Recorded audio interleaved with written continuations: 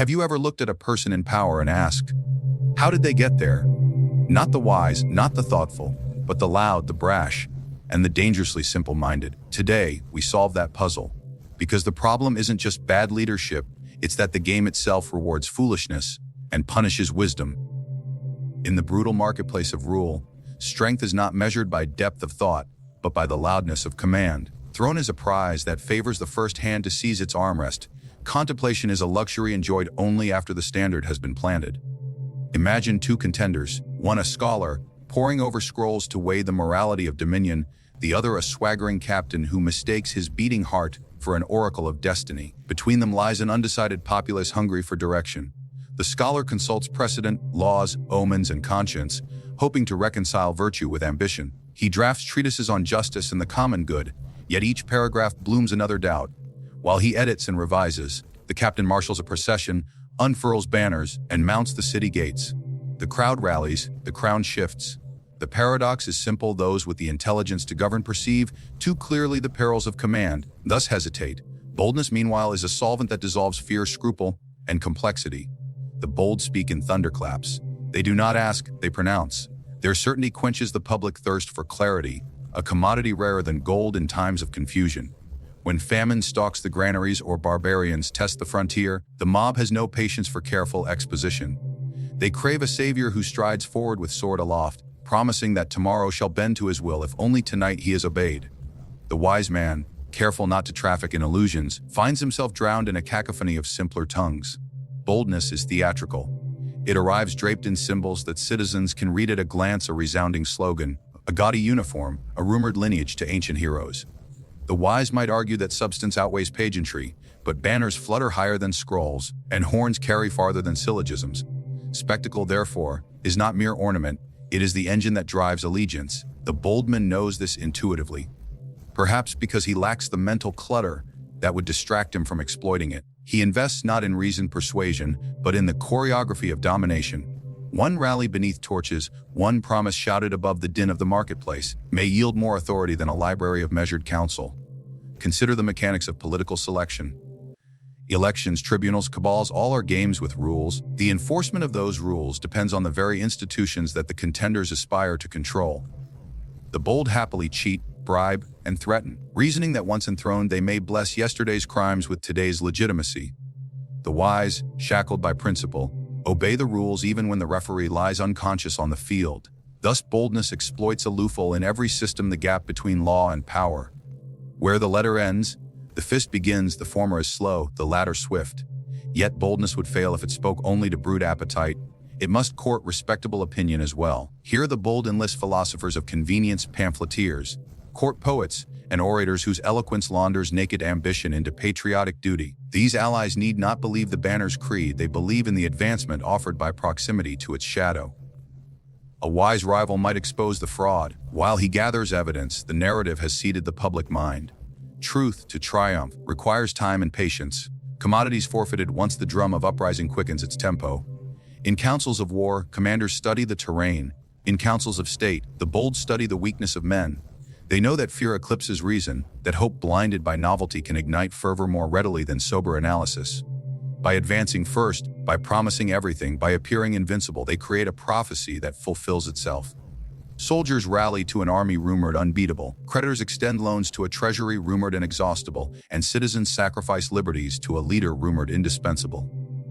None of these rumors need be true. Belief alone suffices to manifest temporary reality. Crowds do not weigh wisdom on scales, they taste it on the tongue, and whatever is sweet in the moment they acclaim as nourishing.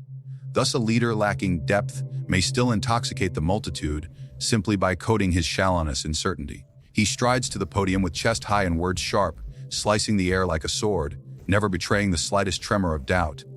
Confident posture, decisive gesture, and a lexicon trimmed of nuance create the illusion of mastery. To the frightened citizen who longs for guidance, that illusion feels as solid as granite. The louder the command, the sturdier it seems, the simpler the promise, the more believable it becomes.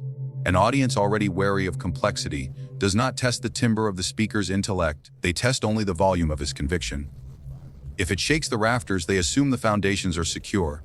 Why does this deception work so reliably? Because perception eclipses substance whenever minds are pressed by danger. In the heat of crisis, survival insists on shortcuts. Who looks courageous? Who offers clarity? Who defines the enemy in language so blunt it leaves dense? The foolish leader answers every question before it is asked, leaving no room for reflection. His proclamations are closed doors. Behind them lie unknowable rooms. But the audience never attempts entry. They are grateful merely that someone has locked the chaos outside. The wise rival, by contrast, opens doors on every side, inviting difficult inquiry, and in doing so reminds listeners how vast and tangled reality truly is. Such reminders are useful for policy but lethal for popularity. This misalignment between expertise and applause is worsened by spectacle. Symbols that dazzle the eye anesthetize the brain. A uniform bristling with medals, a military drum griping out martial rhythms, a backdrop painted in national colors 3 stories tall. These props elevate the speaker to mythic stature before he utters a syllable. The populace feels itself standing before a statue already carved in bronze, not an untested mortal of questionable judgment. When later the statue topples, crushed limbs reveal it was hollow, yet the memory of its former gleam lingers, persuading some that its fall must be the fault of saboteurs rather than structural emptiness. Thus, illusion not only builds authority, it insulates it from the consequences of exposure. Compounding this error is the human craving for narrative symmetry. People prefer villains who are plainly monstrous and heroes who are gloriously infallible. A foolish leader offers that symmetry by painting the world in colors that children understand: black for traitors, white for patriots, red for those who must be purged. Complexity is an insult to this palette. An expert who explains that an enemy is partly provoked, partly aggrieved, partly misunderstood turns the tidy drama upside down, muddying motives until no blood can be cleanly spilled. The audience recoils from such gray. They would rather follow a fool who brandishes virtue like a torch, even if the fire singes their own liberties, than endure a sage who teaches that the torch must sometimes be doused lest the house ignite. Foolishness also mimics strength through the refusal to revise. Stubbornness masquerades as resolve. When evidence contradicts a proclamation, the wise reassess and thereby appear uncertain. The fool, intoxicated by his own echo, doubles down. Paradoxically, each refusal to admit error intensifies followers' loyalty, for they interpret his obstinacy as unwavering principle. Like gamblers sinking deeper into debt, they justify past faith by wagering more of it, trusting that sheer persistence will transmute losses into victory. If disaster arrives, the fool blames hidden traitors or foreign conspiracies, explanations that require no self-examination and therefore satisfy the wounded pride of his supporters. The architecture of modern communication accelerates this alchemy of ignorance into authority. Fragmented headlines and fleeting images travel faster than careful argument. The fool thrives in such velocity, condensing policy into slogans that fit on wristbands and banners. The wise craft paragraphs, footnotes, risk analyses that demand attention spans no feed can supply. Even where both gain airtime, analytics reward engagement, and engagement rewards outrage, and outrage rewards the one willing to shout first. And think, in every structure of power, from ancient courts to modern parliaments, there lies a concealed truth too often ignored by idealists. The system does not serve the virtuous. It serves those who understand how to manipulate its surface. Titles, elections, councils, laws. These are not guardians of justice, but instruments, tools. And like any tool, they can be wielded by the wicked with greater ease than by the good, because the wicked have no hesitation. Where the virtuous man sees a sacred oath, the deceiver sees a loophole. Where the virtuous speak with conscience, cunning speak with calculation. Thus, it is not the most honest or capable who rise through the ranks, but those who best understand how to wear masks and shift shapes to fit the appetites of the moment. Institutions often claim to uphold fairness, transparency, and accountability, but these are ideals written in documents, not realities upheld by human nature. Behind closed doors, the game is played not with truth, but with appearances. A lie, if repeated with confidence, dressed in authority, and delivered with timing, holds more weight than a slow, complex truth. The system, designed in theory to reward integrity, is easily hijacked by those who realize that integrity is optional, but influence is essential. A man who lies well, who flatters the right gatekeepers and sabotages rivals quietly, will always advance faster than the one who believes that merit alone should open doors. Those who cling to virtue believe they must earn trust. The deceptive know trust can be manufactured. They plant favorable rumors, fabricate endorsements, rehearse displays of humility that disarm suspicion. Publicly, they cloak themselves in patriotism, religious piety, or the language of progress. Privately, they trade favors, promise positions, and keep deceivers of their opponents' weaknesses. Their alliances are not friendships but transactions, each handshake a wager placed on mutual ambition. If betrayal later becomes useful, they will commit it with a smile, for loyalty is a currency to be spent, not an ethic to be kept. The virtuous, who assume loyalty is sacred, often find themselves bewildered and broken when their honest alliances are shattered by opportunists. In public forums, the deceptive prosper because they understand that language is not for truth, but for persuasion. The audience is not a jury seeking facts, but a crowd craving drama. Virtue speaks with caution, deception speaks with certainty. The virtuous qualify their statements, cite sources, and invite disagreement. The deceptive simplify, accuse, and stir emotion. They do not care if what they say is correct. They care only that it is effective. A lie that galvanizes is more powerful than a truth that bores. Once their message takes root in public imagination, no correction can uproot it. By then, the liar has moved on to the next headline, always staying a step ahead of accountability. Even punishment favors the deceiver. Institutions claim to investigate misconduct. They move slowly, often weighed down by procedure. By the time the machinery of justice begins to turn, the deceiver has already reshaped the battlefield. Witnesses are discredited, narratives are reversed, and loyalists in key offices stall inquiries under the guise of protocol. The system, designed to be cautious to avoid harming the innocent, becomes a shield for the guilty who know how to exploit its inertia. The virtuous, who believed that truth alone would expose the villain, are forced to watch him emerge cleansed and stronger, having survived another attack and turned it into a spectacle of persecution. At the highest levels, politics is not about service. It is about survival. Those who deceive understand this implicitly. They are not distracted by the burden of doing good. Their only measure of success is remaining in power. If that requires lying, if that requires changing ideology mid-sentence, they adapt without shame. If that requires inciting chaos, they welcome it as a ladder. Stability benefits the virtuous, disorder benefits the ambitious. And the system, ever blind to intention, does not care who wins the game, that someone plays it well enough to reach the top. Wisdom does not charge, it waits. It observes, measures, doubts. A wise man, confronted with a decision that could change the fate of a nation, does not react impulsively. He consults history, examines consequences, weighs opposing views, and tests his own assumptions against reality. But while he deliberates, events do not pause for him.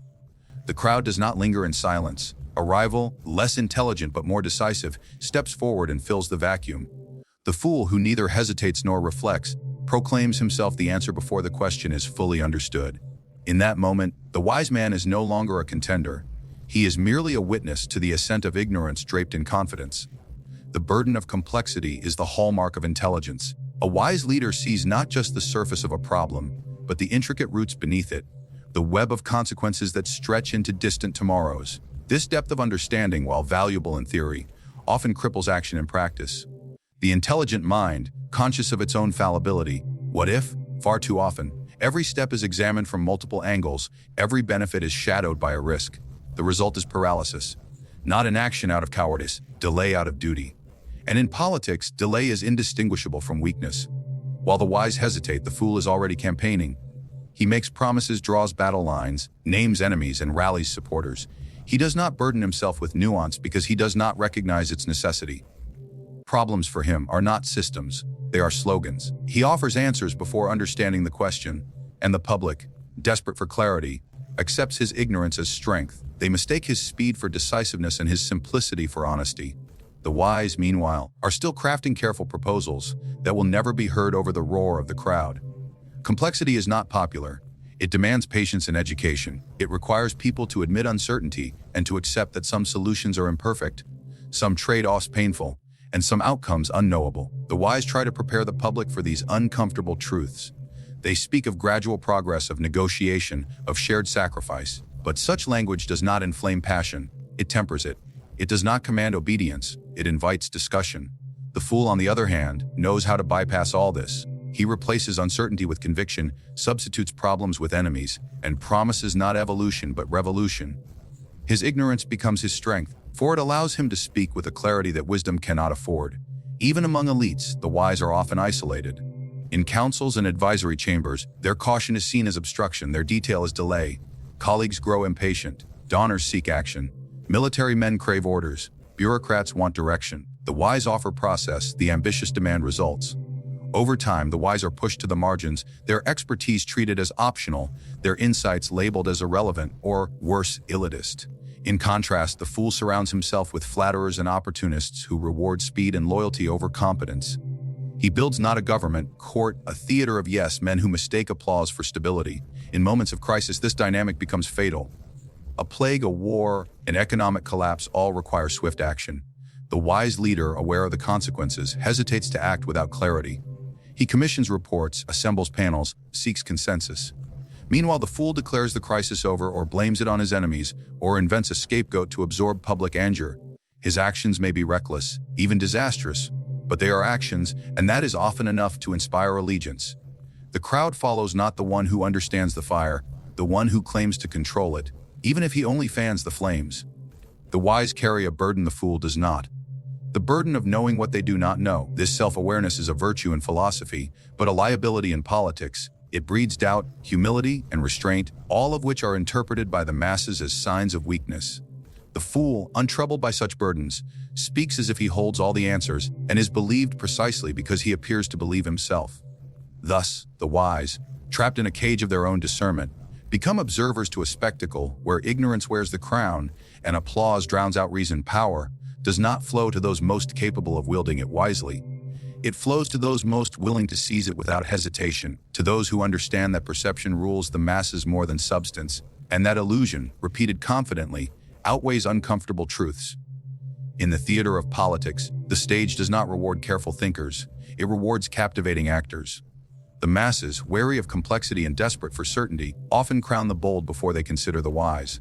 And in systems built to reward appearance, not virtue, the deceitful flourish while the honest falter. Fools rise not in spite of their foolishness, but because of it. Their simplicity shields them from doubt. Their ignorance frees them from caution, and their shameless ambition allows them to say and do what wiser men would never dare. They are not slowed by complexity, guilt, or foresight.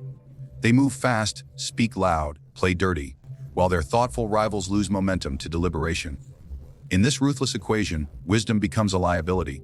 And thus, history repeats a cruel pattern. The least fit to rule are often the first to reign. This is not a call to despair, but to awareness. If one understands how the unworthy ascend, one may yet find the means to resist their rise. Not through purity alone, but with strategy, discipline, and the will to confront folly not just with truth, with force equal to its reach. Because power does not retreat before intellect, it bows only to strength greater than its own.